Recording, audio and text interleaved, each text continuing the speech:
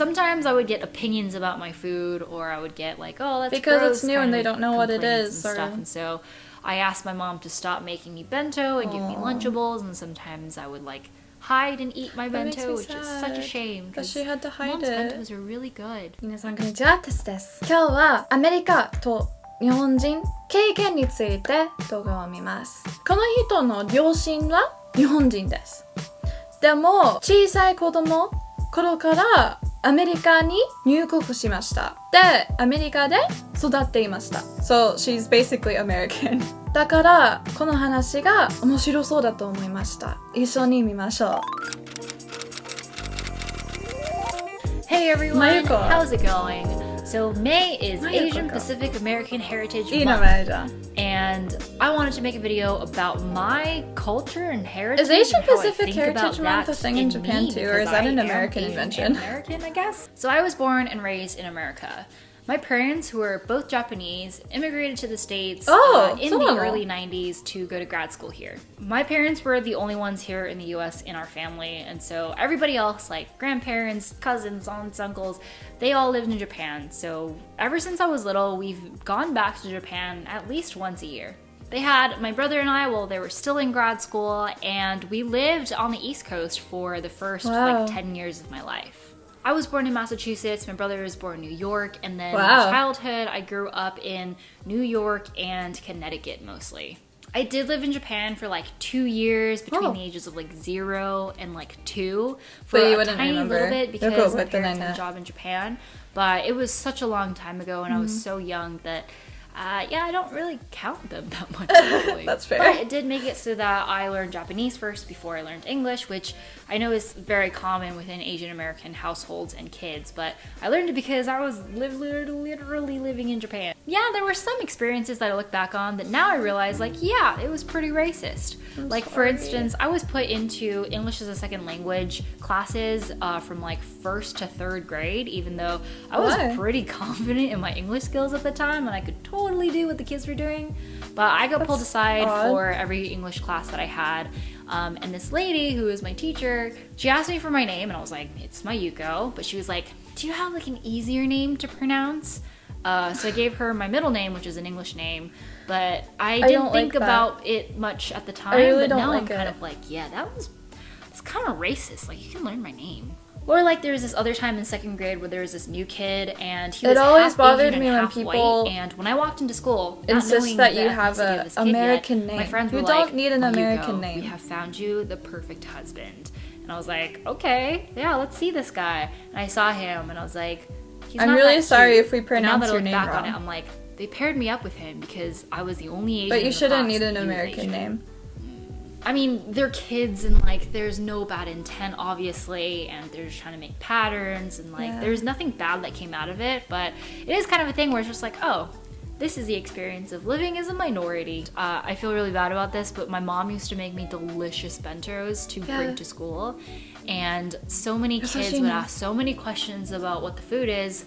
Again, like that's not a bad thing, like they're genuinely they're just curious. But sometimes I would get opinions about my food, or I would get like, oh, that's because gross, it's new and they don't know what it is and stuff. And so I asked my mom to stop making me bento and give me Lunchables, and sometimes I would like hide and eat my bento, which is such a shame because she had to hide mom's it. bentos are really good. And she also put a lot of heart But when into you're that. a child, so, you feel very sorry, insecure about yourself. So then I went into high school, so and I was kind of this like pretty stereotypically Asian kid. Because my high school joined a lot of other middle schools, there was a lot more Asian people. I mean, when I was little, I did ask my parents, I was like, am I Japanese or American? And I distinctly remember asking my dad, I was like, how much of my blood is Japanese and how much of my blood is American? And he was like, you're fully Japanese, but you're also American. And I was like, it's confusing, isn't it? That makes no sense. So in high school, without any of those questions answered, I really started like thinking, I'm like, okay, like really, who the heck am I? I also just got in a lot more like fights with my parents, and I just noticed that their expectations of me was really different from what my friends' expectations from their parents were and I stuff. never thought of it because I've grown up in one country my whole life. Being but very, like, kind of if your parents are from one country, you kind of grew up in that country and you're culturally from that country. But then you grow up in a place like America. And I was like, What tax does Are it you even mean? American or And I mean, you sometimes it was small stuff your like home don't country? forget to always bring a How gift would you to feel? whoever's house you're going It must to. be a or complicated always bring your brother to your house. situation. Or I mean, the big one was that I had to do Japanese school on Saturdays, like one of my 2 days off from high school, and learn Japanese.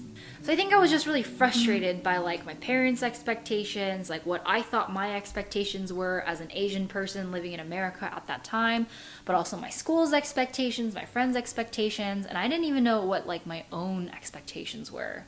The question that I just really didn't know how to answer was, am I Japanese or am I American or am I Japanese American? Right. None of those labels ever seem to fit me because I'm not just Japanese, I'm also not just American. Yeah.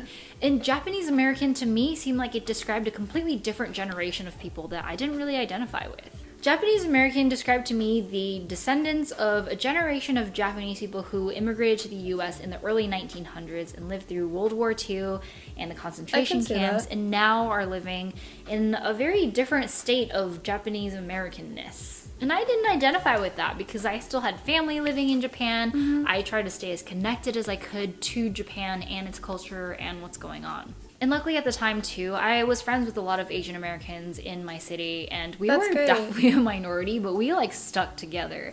And I think that really helped me through it all because while I'm not actually sure if they had some of the same questions, they also were living this like minority experience in the same town at the same school. And it at least gave me kind of just a sense of belonging that like, yes, I do have a place here and I belong here and I have friends who care about me. It was the first time that I was kind of like, you know, I don't need to identify into any of these three labels to define what my cultural identity is yet. I'm just gonna figure it out by myself.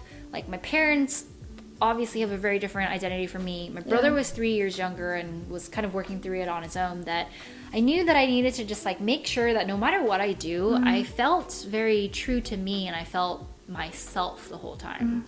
As long as my Yuko fit the label of who I was, then I was okay with it. I mean, I make it sound easy and stuff, but it was pretty hard because, like, at the time I was, like, watching so much Japanese television and listening to so much J-pop because I was like, I need to stay connected to my Japanese roots. But, I mean, it was the way that I, like, helped my way through myself. Like, I had a journal where I wrote about all this, and it's all very existential, and it's very teenagery. But it was the way that I processed, like, figuring out who the heck I was. Although, I will say in college that I started feeling this pressure of, like, needing to be OG and have ties to the motherland and feel authentic and get like know what's going on in Japan, which I don't know, it's like this underlying pressure that I feel like is still going on a little bit. Anyways, it was around this time that I started to feel a little bit of like pressure to stay connected to Japan and what's going on because I wanted to make sure to like stay true to my Japanese heritage, I guess. And I think I'm still kind of on that journey of just like figuring out what my cultural identity is.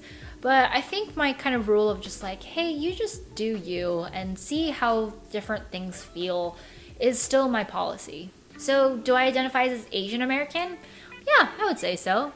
Do I identify as Japanese? No. American? No. Japanese American? No, not that either, actually.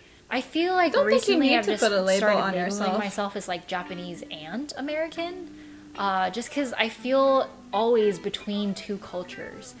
That pressure of needing to stay OG and stuff of like being connected to the motherland still exists, but also I'm more willing to let it go because it's in place of making me feel more like me. And culture is just one aspect of my personality and who I am. There's lots of other dimensions that still need to be explored. I'm glad she feels comfortable and now. Sometimes are more important to me at different times. So growing up, I will say, was a little hard because it felt pretty alienating. Felt but at the time, I didn't really notice how being Japanese American was affecting my life. And now it's become a lot more apparent, and I actually really embrace that side of me. And nowadays I'm really happy when I can share my culture with other people who are or are not Japanese. I think I have a maybe unique perspective on Japan and America that maybe I only share with myself and people like me. But I like it, and I think it really shapes who I am and my worldview, and yeah. 先に言いたかったことが people like me with lighter skin, white people, are the majority of the population in America right now. So there seems to be this unfortunate trend where people who immigrate, especially children, feel like they need to act more like my people and they can't just enjoy their own culture or be themselves when America is the place where you're supposed to be able to do that. I know that is not my fault personally, but I feel kind of sad that children and adults feel like they need to fit themselves into my culture. You don't have to act a certain way to be American. That's not what America is. America is a place for many people of many cultures to live together in peace. I'm really happy that she's more comfortable with herself now and can accept her Japanese culture and also the American culture that she grew up in. Are any of my viewers returnees or do you have any experiences you can share? Take care everyone. じゃあまた見てね。バイバイ。